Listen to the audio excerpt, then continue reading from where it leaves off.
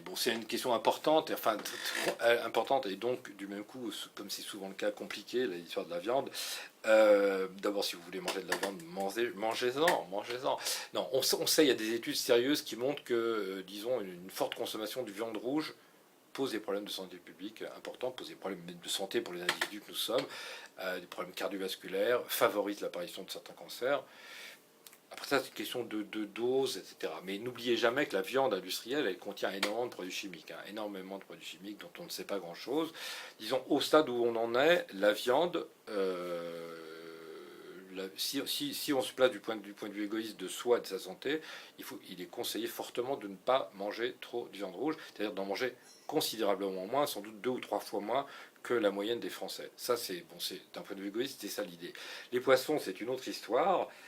Aussi incroyable que ça puisse paraître, parce que pendant, disons, des décennies, et avant cela, pendant des millénaires, les humains ont cru naïvement, avec la naïveté qui est la nôtre, que les océans c'était sans limite. Sans limite. Il y a des, je me souviens d'avoir lu il n'y a pas si longtemps que ça des textes d'Alexandre Dumas, notre Alexandre Dumas, qui avait fait un dictionnaire de la cuisine, parce que c'est un grand cuisinier, et qui, je me souviens plus des termes exacts bien sûr, mais où il parle des océans comme de choses évidemment sans limite, et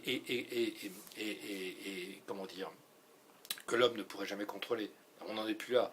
En fait, les pollutions des océans, et même au large, sont telles que l'ANSES, c'est l'Agence nationale de sécurité sanitaire des aliments en France, c'est notre agence de sécurité publique.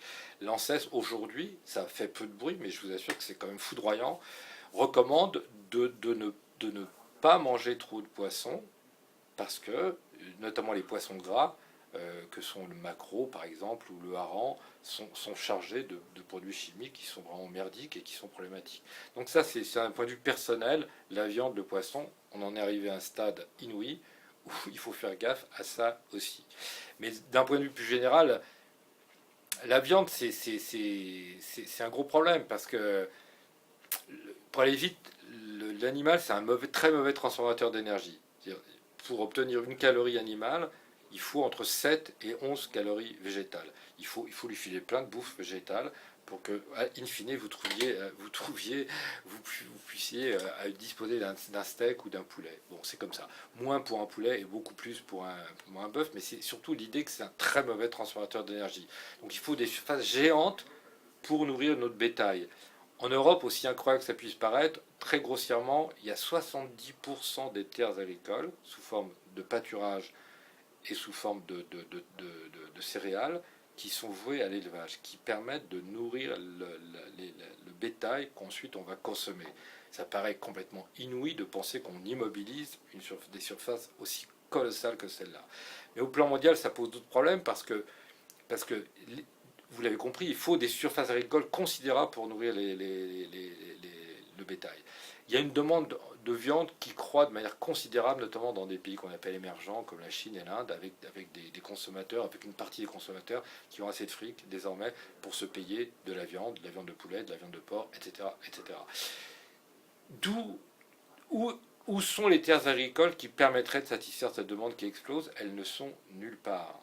Autrement dit, à terme, si cette demande continue à croître et si on n'est pas capable de changer nos pratiques alimentaires, on va se heurter à une concurrence totalement cinglée, totalement folle entre des terres agricoles qui sont vouées à la nourriture du bétail pour ceux qui ont du fric et des terres agricoles qui sont vouées aux céréales pour ceux qui n'en ont pas, mais avec une concurrence entre les deux. Et dans le système politique mondial tel qu'il est, la priorité sera certainement donnée aux consommateurs de viande, des riches qui détiennent des levées de pouvoir, au détriment des pauvres qui, eux, n'en ont pas.